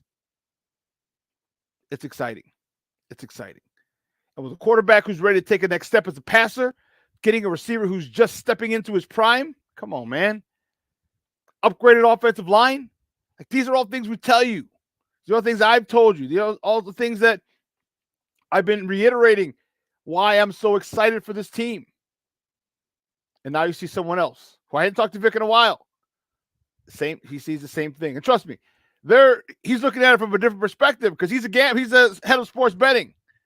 Like, they got to set the lines. They got to do all this other stuff. So, Vegas ain't about to lose their money. They ain't about to lose their money. Real talk. So when you got a guy who sees things like that, just the way I've been telling you, who works in charge, he's the head of sports betting for Fox Sports. Come on, man. You know what I'm telling you is legit. You know what you're hearing here is legit because other people outside across the nation are seeing it too. Let's take a quick break. And what's really funny is the last break of the show because we're done at 11 today. That's a little nuts though. It's funny, but don't worry about it. It's the last break of the show. So listen, we're going to have some more sports conversation on the other side of the break. All right. So don't go anywhere, folks. Keep it locked right here. Shawn and Maya in the morning on Sports Zone Chicago. Hey, it's your boy, the SuperBack, Shawn Sierra, and be sure to follow Sports Zone Chicago on all social media platforms, on Facebook, Instagram, and our Roku channel. You can find us at Sports Zone Chicago, and on Twitter, we are at Sports Zone Shy. Also, be sure to download our mobile app so you can take Sports Zone Chicago with you on the go. Time out. How are you feeling right now? Happy? Excited? angry, overwhelmed? One of the best things you can do for your mind health is to name what you're feeling. It can sharpen your awareness and help you talk about your feelings with someone you trust. Here are 3 questions to ask yourself. Where are your thoughts right now? In the past, the present, the future? Do you notice any sensations in your body?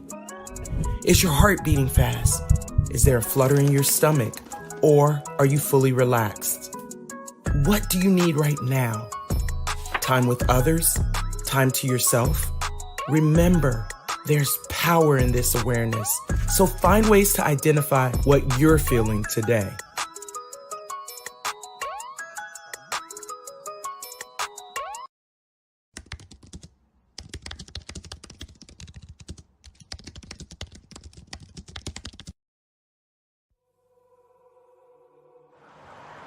At a time when the news seems as subjective as the partisan politics dividing this country, independent professional journalism has become a resource people need to get the honest and accurate information for their lives. That's why I created JQuinnReports.com.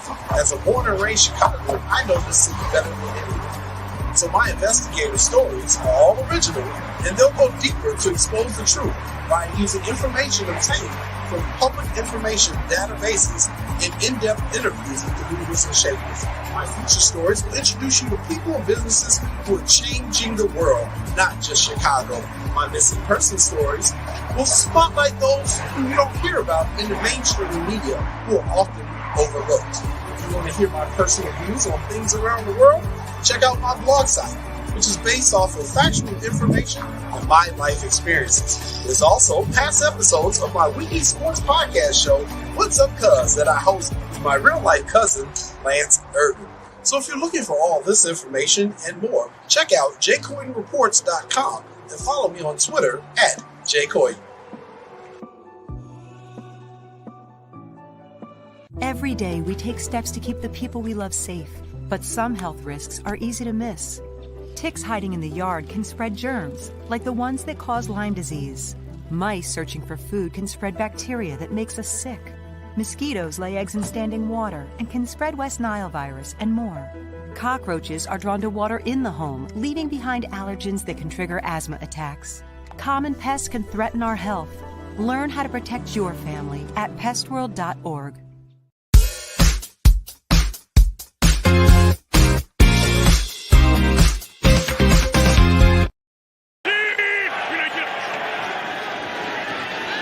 Rodgers with some time, pocket collapsing, and he's thrown down. Sacked by Travis Gibson. The gain of 4, it's Montgomery again sifting through into the secondary. Montgomery will keep his legs going to the 45-yard line. And the first out of the Chicago timeout, it's 2nd and 10. Montgomery back to Fields, who throws the intermediate route that is caught by Equanimeous St. Brown, the former Packer, on the run to the 25-yard line. Gain of 30 for Chicago. Welcome back to Shawn and Maya in the morning on Sports Zone Chicago. Those clips courtesy of NBC. We just got done with my man. Good to see him back, man. Awesome to catch up with him. My man Vic Chokshi. He's the head of sports betting at Fox Sports. And man, it was awesome. Awesome to talk to him. It's been a while. He's been running all over the country, man. Fox is flying from here to LA to New York to Miami. Dude, in charge of sports betting to Vegas. He's got to do what he's got to do. I ain't mad at him. I'm happy for him. I'm proud of him. Man, it's good to see one of the good guys, do so well. All right. He's been nothing but gracious since I met him 5 years ago, and we've been, doing our thing kind of together. And I'm super, super psyched for him, man. That's awesome. That is so awesome. He's the head honcho, sports betting, baby. That's his whole thing for Fox Sports. That's awesome. That is great. His analysis on the Bears. All right. I'm telling you.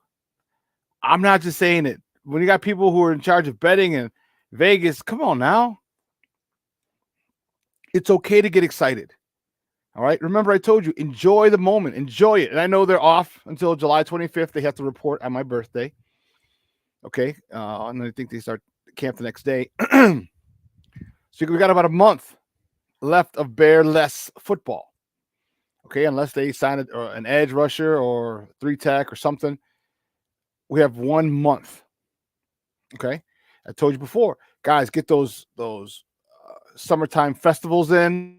All right, there's drive-ins going on now. I want to go to the drive-in over in Pilsen. Rooftops, patios. You know, I was out yesterday with the Smoke Fellas out there, out in the South Burbs, for their birthday, for Ben and Damani's birthday. Like I said, rooftops, brunch spots. Take your girl out, because if she's not a football fan, but you know what? Even if she is, take her out to all those things now. Do them now. You can never, ever, ever, ever have too many cool points. No such thing. No such thing as accumulating too many cool points with your significant other. So, and if she loves football, that's even better. All right. So you can continue that as the season goes on. But it's going to be fun. I'll tell you what, I'm looking forward to it. I'm looking forward to a lot of things. Okay. I'm looking forward to a lot of things with Chicago sports, because the NHL draft, okay, is coming up. All right. It's coming up this week. 2 days, the 28th and the 29th, or 2 days from today, but the 28th and 29th. And we all know that the Blackhawks are taking Connor Bedard. Okay. They're taking Connor Bedard. All right. You can sit there and talk about, well, what if they trade it? Like, just don't be stupid. Don't. And if anyone says, well, they're getting offers, they might trade it, punch them in the face. Because they don't know a damn thing about sports. Okay, maybe punching people in the face. No, punch them in the face. I'm going to keep it real. Or you know what? Just slap them like, psh, shut up. Psh. All right. This kid is he's a next generational talent. Okay. He's on the level of Austin Matthews. He's on the level of Connor McDavid. All right. This is that dude. He's on the level of Patrick Kane. When Patrick Kane, we got him years ago. Is that dude. So there's no ifs, ands, or buts. We're not considering a trade, or depending on what you offer in the trade package. No. He's coming to Chicago. All right.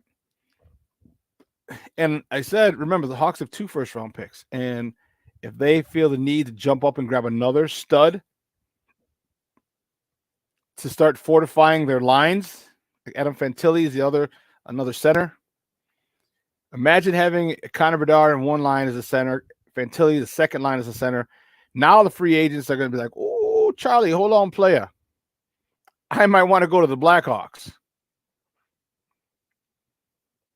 So I would love for them to do something like that after the Houston Texans set that precedent. I think that'd be awesome. I think that would be amazing. But good things are coming for the Blackhawks. Okay, and no, we're not going to win the Stanley Cup this year or next year or even in 24, 25, 26. But 25, 26, we'll start getting into the playoffs and we're going to be contenders. Now, what pieces they add, what goaltenders they get, that's going to be a big factor. But at that particular point, I say 25, 26, now we're starting to be contenders. We're going to be perennial playoff participants. All right, 25, 26, Justin and DJ Moore could, by that point, lead us to a Super Bowl title. So there are a lot of good things. If you're a Cub fan, man, think of the youngsters you have now. You signed Dansby Swanson. You got youngsters. 25, 26 could be the beginning of another window opening for you guys of you becoming legit World Series contenders. White Sox, I don't know where the hell we'll be. It's not going to be very good. The Bulls, I don't know where they're going to be either. But there's some good things coming down the pipeline. And in 2 days, 2.5 days, when Conor McGregor's name is Conor McGregor, when Connor Bedard's name is called, we can all exhale and we can start the future. I was talking to my cousin at his birthday party on Saturday, after I did the first day of the DJ Moore camp. He's a huge Hawks fan. And I was like, well, what do you think? I asked him, I was like, what do you think? Patrick Kane may say, hey, I'd like to come back and play with this kid. And he said what a lot of people said. I'm really surprised. He said, you know what? Maybe it's just time we cut ties with Kane. Because don't forget, Kane had surgery. Get hip surgery. So what Patrick Kane are you going to get if he comes back? When he comes, he's going to miss part of the opening of the start of the season. So at that point, what Patrick Kane are you getting? Now, it would probably be in the best interest of both parties, just to not invite him back or not have discussions. Okay, and that's cool. All right, sometimes it's just best if parties go their separate ways and give us more cap room for other healthier wingers, healthier players. Because when you get a guy like Connor Bedard, who we'll be drafting in 2 days, you're going to get people who want to come play with him. You're going to get people who want to be on his team. Because if you're one of the studs, you're going to be on his line. And this kid, you saw we talked about the stats. Like in 54 games, he had 71 goals. And I forgot how many assists. Or was it 71 points in 50? I think it was 71 points in 54 games. Insane. Over a point a game. That is insane. So, Chicago sports, quite a few, 3 to 5 teams, or 7 teams, because you got the Sky and the Chicago Fire, have the arrow pointing in the right direction. And I'll tell you what, except for the Cubs, because I'm not a Cub fan, I like the other two. I'm excited for it. So it's going to be fun watching these. And like I told you, just as it happens. If it's your team, if the Cubs are doing better next year, enjoy it. Don't worry about, we're getting to the World Series. Don't worry, we're going to choke. Don't worry. Enjoy that particular moment. Enjoy the game. They win, enjoy it. If they lose, all right, be mad about it, have a beer or two, and then we're done. And focus on the next game.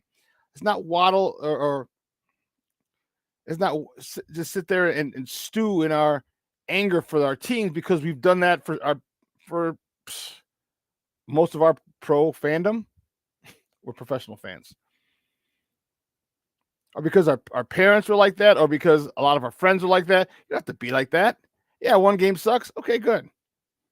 We'll play tomorrow. Because tell you what, Cubs are going to be doing some work. The Blackhawks will be doing some work. The Blackhawks are going to be exciting. It's like the Cubs are exciting. They got the 2 games under 500 now. If they can get over 500, and now you're cooking with gas. Now you're cooking with gas.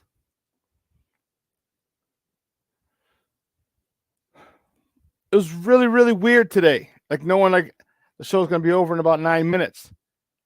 Because I'm used to having the 3 hours. So it's kind of like a quick abbreviated version of the show. I was like, whoa, that extra hour is a little, I'm missing it a little bit. I'm missing it a little bit. But I think it's important that we do that, just because there is no other, we'll talk NASCAR this week, maybe Wednesday and or Friday. Definitely Friday. As the NASCAR race hits Chicago Saturday and Sunday. It's gonna be something new. Even if it never happens here again, guess what? It's something that happened here once. So enjoy it. Enjoy it. Cornelius, you said the All 22. After watching the All 22 review on DJ Moore, and Justin and DJ are going to be stealing this. Yeah. Like I'm telling you, like this guy he's a great kid, great young man. I watched him, at the camp, listened to him talk, he did a lot of talking yesterday because they brought us in. It was really funny. They brought us in from the camp because there was some lightning in the area. But when they broke camp and when they went on, they came on the microphone and said, "Hey, we're going to go inside because there's lightning." It was sunny out. It was all sunny. It was sunny. So we go inside the field house over at Hinsdale Central. That's where the camp was at. And we didn't finish the games or anything like that. We had Q&A with Justin. The kids asked a lot of questions. The parents got to ask some questions. And we came out, there was rain on the cars. I was like, holy cow. So we didn't even realize it was raining. But his answers, his ability to connect with the kids was something that I really enjoyed. I really, really enjoyed it. And it was even to the point where I wouldn't say too much, but he just loves the kids a lot. And so sometimes the camp leader's like, all right, listen, you got to go over there. Camp's over, or, Justin's on a free time right now. Like I think he would have been okay with having, more time just interacting with the kids. And the guy who ran the camp was just like, hey, listen, you're done. Get away, kid. In a nice way, of course. In a nice way. But yeah, it had me excited. So it had me excited. The thoughts. One of the kids, what was really funny, one of the kids asked him, another kid, how much money do you have? And the camp counselor goes, I'll answer it. He goes, more than enough, just because kids are. And then one of the kids, it was a tough question. He said, why did you take your hat off in the Saints game? If you recall, they scored a touchdown to tie the game on the last play of the game, a Hail Mary. Well, they were down 7. They scored a touchdown to bring it to within 1, and it was again Hail Mary, last play of the game. Obviously, you get to kick the extra point after the touchdown, but after he scored, he took his helmet off. It's like, "Duh!" He got a penalty for taking his helmet off. They move it back 15 yards because remember it's from the 25 now. Move back to the 40, to the 47, so it's a 57-yard field goal for the extra point to tie it, just to tie it. They missed a 57-yard extra point, and Carolina lost. So one of the kids asked him, like, why did you take your helmet off in that game? And from the heart. And he was cool by it. He's like, you know what? There's a lot of emotions in that game. And he just got to me. I get it. I don't condone it. I'd be mad at him if I was his teammate, but I understand it. There are a couple of things that I did playing. This is why I get it. This is why I love it. Like I understand it because there are a couple of things that I did that I use that's out of my character when I played. Not a lot, not often, but there are a couple of things I did. So I get it. The game is emotional. Especially if you're having, you're having a good game. Or the game is good. They're up. You're up. Good. It's a battle, and now that you're getting into it, it's really emotional. Whose kid was that, huh? A crumb snatcher. But yeah, he asked a lot of questions. And the parents asked, what piece of advice, what was the best advice you ever got? And then it was a 2-part question. The lady, and she said, what would you tell your younger self? And I thought that was cool. He was very honest, very open. I just thought he was great camp host. So looking forward to it. 10 fumble game. No, I fumbled twice in a game once. I fumbled twice in a game once in my life, and I didn't fumble for like the next year and a half. I told you I average 1 fumble a year. This is something I didn't do. Yeah, it happens to the best of us. Well, listen, man, 2 hours is coming, gone. 120 minutes is, about up. I want to thank my guest, my man, Vic Chokshi. He's the head of sports betting over at Fox Sports. Good to catch up with him, talk some Bulls, talk some Sox, talk some Cubs, talk some Bears. Great talking with him as always. And I want to thank you guys. You guys for keeping this thread, this chat room lit. I do remember. Junior was a feisty one. Like, don't talk smack to his boy. Don't talk smack to his running back. I do remember. Just must get out of here. That's funny. Well, man, hey, thanks for keeping this chat live and jumping. I appreciate it. So what we're gonna do is we're gonna take a 46-hour break, not 45, not 46-hour break. And on the other side of the break, we'll see you on Wednesday. Same bad time, same bad channel, 9 a.m. to noon Central Standard Time. So for my guy, Steve Weekly, for getting all my clips together, for Elliot Baez, our executive producer, for Clarence Council III, our social media guy, and my co-host at Absentia. Guys, I'm your boy, the SuperBack, Shawn Sierra. Have a wonderful day. It is going to be, it's nice today. It's like a spring day, a little breeze. And then the next couple days, it's supposed to be 80s and 90s. 80s and 90s. So keep warm. If you have a pool, get there. If you're a friend with a pool. Oh, whoa. No. That just changed. Sorry. 74 today, 76 tomorrow, 79 Wednesday, 85 Thursday, 83 Friday, 86 Saturday, 80.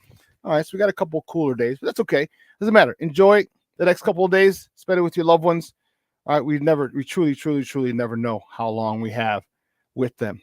So make sure you spend time with your loved ones or just call them. Shoot them a quick text. Give them a quick call.